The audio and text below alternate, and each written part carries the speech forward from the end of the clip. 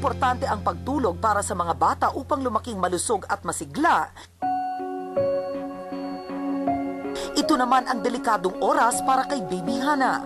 Sa edad na 1 year and 4 months, imbis na naglalaro at tumatakbo sa kung saang bahagi ng bahay, dito sa kwarto na ito lang umiikot ang buhay ni Baby Hana. Ang cute naman yun! Nakasmile, oh! Ang cute. Oh, come to Tita Karen. Oh, ilan to na to? 1-year-old? Namimili na to ng kasama. Baka umiyak. Hello, Baby Hana. Oh, hello, hello. She's so pretty, Mommy. Oh, ano yung nasa leeg po niya? Ang tawag po dyan, tracheostomy po. Oo, okay. Dyan po namin kinoconnect yung ventilator. Yung tubing. Oo. So, ang sakit po ni Baby Hana, ikwento niyo po sa ating mga viewers. Ano po ang tawag dito? Ang tawag po, Congenital Central Hypoventilation Syndrome or CCHS. So, sa simpleng salita, ano po ang kanyang karamdaman?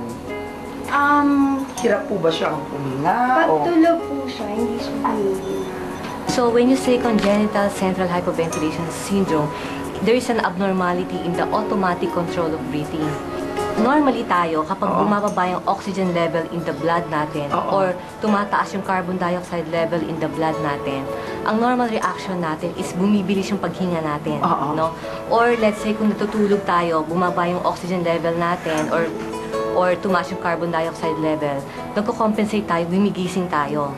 Pero sila, patients with congenital central hypoventilation syndrome, they do not sense this hypoxemia or hypercarbia. So hindi sila, pagtulog sila, hindi nalalaman ng katawan nila na nawawalan sila ng oxygen. So pwede silang mamatay. Pwede. Natulog. Oo, natulog. Na hindi mo malalaman. Kasi hindi sila na-distress eh. Kasi parang sa kanila, hindi nila nasisense yun. Ang sakit daw na ito ay nakukuha mula sa mutant o abnormal gene kapag ang isa sa magulang ay meron ito. At 4 out of 1 million lamang sa buong mundo ang maaring magkaroon ng sakit na ito. So napaka-rare. Very, very rare. And the inheritance is autosomal dominant.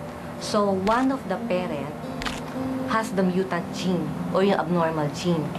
And kapag ang isang parent mayroong mutant gene, each child na ipapanganak has a 50% chance of developing the same disease.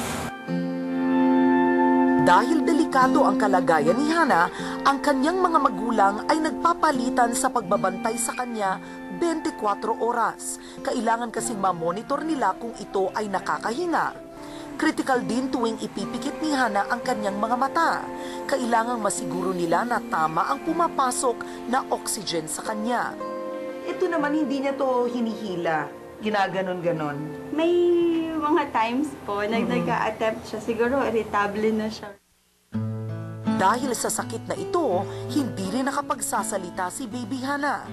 Kumbaga, sa edad na 1-year-old, ano siya, on track. Kumbaga, kung anong ginagawa ng isang taong gulang na bata, yun din ang ginagawa niya. Opo, except po siguro yung speech, wala po. Since may butas po kasi dito, so wala po siyang voice. Crying na. Uy, nakakaawa itong tignan umiiyak. Wala kasing sound. Kailangan din nilang bantayan ang mood nito at intindihing mabuti kung ano ang gusto niya dahil hindi siya pwedeng sobrang ma-excite, ma-depress o di kaya ay magalit kung hindi kakapusin siya ng hininga. No. Hindi na. Dahil sa masela na kalagayan ni Baby Hana, napagpasyahan ni na Daddy Carlo at Mommy Joanne na mag-resign sa kanilang trabaho. Bilang isang ama, paano mo ito dinadala sa puso mo? It was really devastating. Yeah. On a daily basis when she was born, and it was very difficult for me to accept that my first baby was suffering from a congenital disorder. There was much anger and tremendous sadness on my part. And I felt so helpless that I couldn't do anything for my daughter. Paano nagbago yon? So, napakatagal na galit ka, syempre depressed ka. I'm sure kahit sa Panginoon nagalit ka, no? Parang ba't siya? Paano nagbago yung feelings mo na yun? Well, I guess sometimes God allows some shaking happen in our lives, and I guess why He does that is because He wants to shake off everything that shouldn't be there, and what should be left is the unshakable things like faith, love, hope. I began to have this discernment and realization of God's loving plan for us, for our daughter. Dahil sa pinagdaraanan ng pamilya, naisipan ng mag-asawa na gumawa ng mga rosary upang maipangtustos sa pang-araw-araw na maintenance ni Baby Hana. Kasama na rito ang mga bayarin sa private nurse at gastusin ng pamilya. So, tama ba to say na siguro nurse, ventilator, rental at yung pagkain ni Hana, siguro nakaka-65 ka? 60 to 70,000 a month? Ano? 70 to 80. Wow! 70 to 80.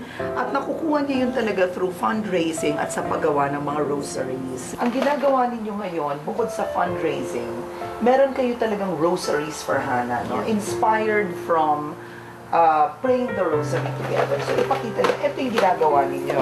Rosary bracelets ito. Okay, that you sell, no? Binibenta niyo ito. Oo, magkano yung benta niyo dito? 150 pesos. Oo. And etong rosaries na to, kumbaga, iisipin ng tao, ay napakaliit na bagay, rosaryo lang yan. Pero nabubuhay kayo ng mga rosaryong ito? Yes, ma'am. Talaga ha? All your needs, kahit electricity bills, food, Yes, ma'am. nakakaya nito. Oo. And why do you think is that? I think, kasi ito yung gusto ni God na gawin namin. So, and Mama Mary, parang ito yung mission namin kay Mama Mary as our devotion. Oo. So, parang sila yung bahalang mag-convince sa tao. To buy. Oo, worth buying. Oo. Noong Nobyembre lamang, si Sophie na isa ring batang may CCHS ay pumanaw na. Mahigit 1 taong gulang si Sophie. Lifetime disorder ito. At ayon sa mga pag-aaral, maliit ang chances of survival ng mga biktima ng sakit na ito. Pero sadyang buo ang loob ng mga magulang ni Baby Hana. Bilang mommy, kumbaga, paano mo to dinadala sa puso mo pag nakikita mo yung anak mo na ganitong kondisyon? Mixed emotions eh. Kasi, ano po, may nalulungkot, pero hindi ko kasi pwede pong i-entertain yung lungkot. Kasi pag, syempre po, pag nag-emotional ka, mawawala yung focus mo. So, kailangan ni Hana alert yung utak namin para mag-asawa. Ang tanging kinakapitan ng mag-asawa, ang pag-asa na marami pang mabubuting loob na handang tumulong sa kanila. Nag-ask po kami sa prayers ni for Hana. Kasi we have faith na in time, in God's time, i-heal niya rin si Hana completely. And please pray din po for Carlo and I na sana maging healthy kami because Hana depends on us. So, What about yung funding sa mga viewers natin? I'm also asking for other families kasi we also know other families suffering like ours financially. We're asking for maybe just a small amount for us to be able to buy mga supplies, daily supplies ni Hana and ng ibang babies na meron si Nikki. So, yung pong amount, pwede po namin i-share with other families na makakatulong. Opo. Kasabay ng aming dalangin para kay Hana ay ang aming suporta at paghanga sa kanyang mga magulang na walang sawang nagpapamalas ng katatagan para sa kanilang mumunting anghel.